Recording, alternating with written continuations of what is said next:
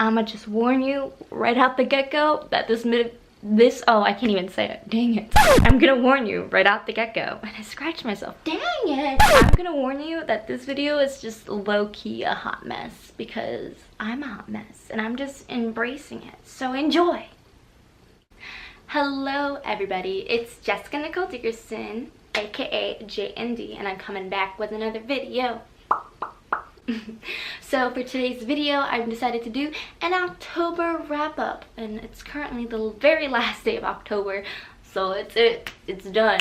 I mean, I still would love to finish a whole nother book in this next coming hours, but we all know that's not gonna happen. My reading game as of late has been rough, but that is also because October was an incredibly busy month. The only free time was really just this last week that I had any free time. Firstly, I was working in a production for Measure on campus, so I was out almost every night for a good 2 weeks, including weekends. I was up until midnight, like from 6 p.m. to midnight. I was helping people, and it's also really incredibly like honoring to spend so much time with so many people that I really care about, and like they were really good.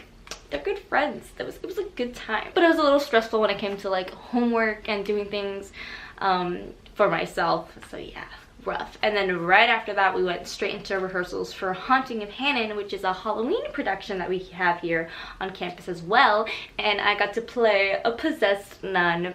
Biggest compliment of the month is when I go into Starbucks the day after, or the day after, where the night before I was the possessed nun, and parents come up to me like, "You're the nun?" And I was like, yes I am, because I was just like a possessed nun and I had like blood running down my face, and I was just like, it was a beautiful time. It was very fun. So that also had a lot of rehearsal and things like that, and that night I was busy doing the production for several hours, and the morning after we did like a kid-friendly show where I was like an evil witch just cursing people. But yeah, so the beginning of October was kind of really crazy busy. Yeah, so my reading was not good. And now to get into the books that I read. The first book that I finished, that I was also reading for a very long time, is Catwoman Soul Stealer by Sarah J. Maas. This book was so good. I'm just so incredibly, like, I don't know, you can't really see, the DC Icon books have been so incredible. Like their inclusion and diverse cast, and it was so good. I can't describe it. Leaf blower. I apologize if you hear the leaf blower. I will try and speak louder, sir. But yeah, I've just been really impressed with this DC Icon series. I'm really excited for Superman as well. I also haven't read anything from that author previously. Like Leigh Bardugo was my first book when it came to Wonder Woman, and then Sarah J. Maas was my first time reading her style of writing, or reading anything from her in general. Leaf blower, he's like right out there. Like he can see me. We can see each other. Well, this is definitely a 5 out of 5. I highly recommend. So, and you don't need to know anything about Catwoman to get into this book. You really just dive in and you get to learn this kind of new persona and character. Plot twists are really good. I was able to predict them, but I tend to predict a lot of like plot twists, but I enjoy being correct in my predictions because I'm not just guessing in the blue. I'm like trying to actually uncover it before it happens. I don't know why. It makes me happy. But yeah, 5 out of 5. Highly would recommend. It was such a good read, and I actually recommend all the DC Icon books. The next book I read, I don't actually have, but it was How I Discovered Poetry by, ooh, I forget her name. I've been really into poetry lately after reading Poet X and Brown Girl Dreaming, so I'm still trying to discover new authors that I liked. I did love this poetry kind of collection, or this poetry book, and how she how she discovered poetry and how she started to believe in herself and start writing more. But I did also find it to be a little abrupt and not as smooth as the other books that I have read. They tell a complete story, and that's what I like about like writing like free verse and in poetry, when it tells you a story. I personally don't like the ones where it's just like, the sun went down, the ocean was blue, and then the next day it's like, today was a bad day, or so, like when they don't connect. That could have connected actually, like, but when they don't connect smoothly, I'm just like eh. So not saying that How to Discover Poetry was like that, but I found it to be where I had to turn back and be like, oh, we're moving on into a different moment in her life, okay, where I had to realize that. But at the same time, I was thinking, did she do this on purpose? Because her life was so abrupt and fast changing, she had the writing style to also reflect that. So it was interesting. I liked it. I think I need to read more of her work to see. I'm very excited. Might have found another poet that I like. Reading these books also makes me just feel like empowered. Like, I know a lot of people feel empowered reading Milk and Honey, and I will always refer back to that just because I was like, And same with this leaf blower is ruining my day. Hopefully you guys can hear me, but Milk and Honey and The Princess Saves Herself in this one, though inspiring, I wanted a deep-rooted story that I could connect with, and I feel like Brown Girl Dreaming and How I Discovered Poetry and Poet X really do that for me. So I definitely recommend those. Not saying you should also read Milk and Honey to see if that is more your taste, but for me, my taste is more like Poet X, man. That story had me crying. And the next book or graphic novel that I read was The Lost Adventures of the Last Avatar. Oh my god. Okay, let's rave about the Avatar really quick. I love him. He's the cutest, world-saving person ever. The story, the characters, Sokka and Katara and Toph, I miss them so much. So these collections were just gloss stories. They were just random tidbits in the different seasons, like Water, Earth, Fire, just different stories that were kind of lost, because you know you can't write everything into the TV show that happened. So yeah, I read this. I really want to start getting into the other Avatar books, because I've heard that they continue the story and they find out who, what's his face, Zuko's mom is. So I'm very excited. I believe I gave this 4 out of 5 stars, mostly because like it's just, you know, side plot, but I love them enough where they get 4 stars. And then the last book that I read was Girls Made of Snow and Glass by Melissa something. I can't pronounce her name. I'm a bad person, I'm so sorry. But yeah, this was actually so good. It was like a Snow White retelling.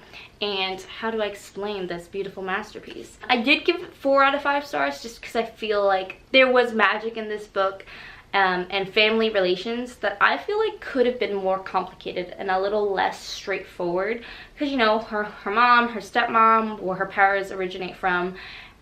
Yes, that's a very big part of the plot, but I feel like it could have been more complicated. They took a long time to discover like the powers of the girls and what's going on, but the title is also, it gives it away. And okay, so I apologize if this is a slightly different setup. I still feel like it's not right. My camera was giving me issues. It wasn't letting me record, and I learned something new, and yep.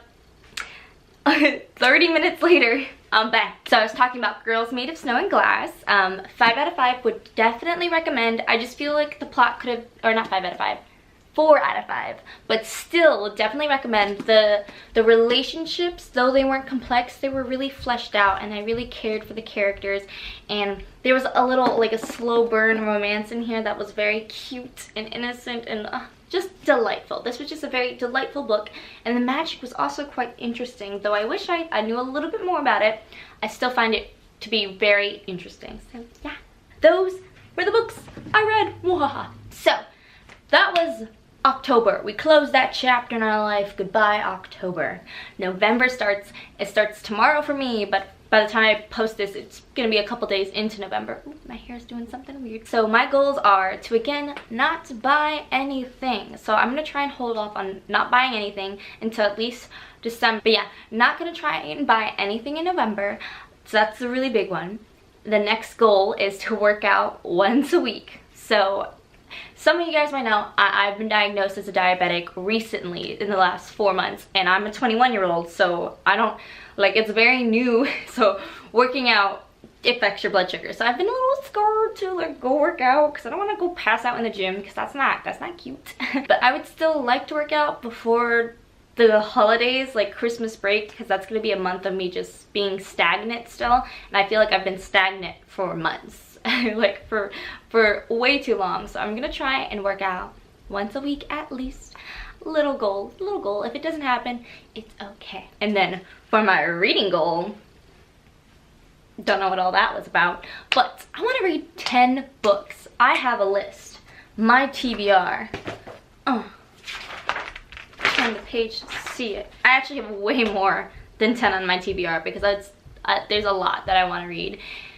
So yeah, the usual struggle of just having so many books you want to read and not having the time or energy to read, to be honest, because when you're really busy, you just don't have the energy to deal. You feel me?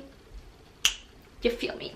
I think I'm gonna participate in the Lala-a-thon. I forget how she says it, but Books and Lala is holding a marathon, or not marathon, a read-a-thon thing, where we read some of her favorite books, and I want to read Harbor Me and First and Then, on top of the books that I already have on my own TBR. So we'll see. I might vlog for that. If you want to see a vlog for that, comment down below. Let me know. Are you participating in it? I'm curious. There's a lot of readathons happening, so let me know what readathons you're participating in. I would like to know. So work out, read books.